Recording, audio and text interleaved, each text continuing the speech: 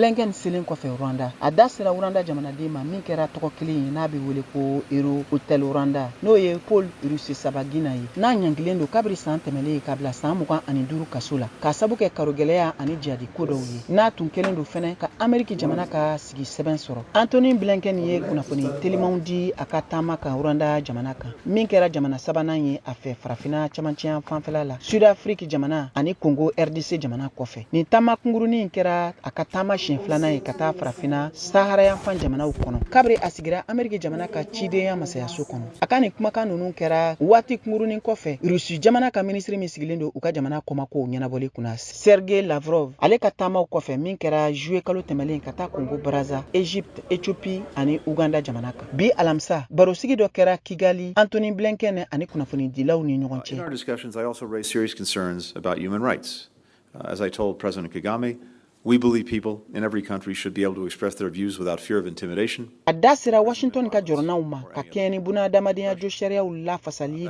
dankarili Rwanda jamana kan. A ko komi n y'a fɔ cogo min na jamanatigi Kagame ye an hakili b'a la de k'a fɔ ko mɔgɔ o mɔgɔ jamana fɛn fɛn kan bɛɛ lajɛlen de ka kan k'u hakilinata di ka sɔrɔ siranya t'u la. Bagabagalikan kasoladonw ani karogɛlɛya walew u ma ta ka ɲɛsin u ma min bɛ se ka hakili wasi lase u ma Blinken ka fɔ la. Nasira wɛrɛw fana fɛ a da sera Ameriki jamana ka jɔrɔna ma ka taa sariyakow damatɛmɛbaliya kan n'o dɔ bɛ ka taa Hotel Rwanda tɔgɔtigiba Paul Rusesabagina ma n'a si bɛ san 60 ani san 8 a kɛlen kɔfɛ ka tɔgɔtigiyaba sɔrɔ Hotel Rwanda ja la min bɔra san 2004 waati ja min kɔnɔ a yirala Hutu olu ka siya a waati la n'olu tun bɛ nin dunanjigiyɔrɔ kofɔli in kɔnɔ n'o ye hotel ye kulu 1000 cɛ ma Rwanda jamana faba kɔnɔ n'a kɛra sababu ye ka se ka mɔgɔ 1000 ɲɔgɔn ni kisi u ka siya woloma kɛlɛba ma ni a bɛ wele ko génocide ka taa tustiw ka siya fanfɛ min kɛra san 1994 waati mɛkalo waati Washington tun y'a yira k'a fɔ ko Paul Rusesabagina minɛlen don galon kan Rwanda jamana kiritigɛso fɛ.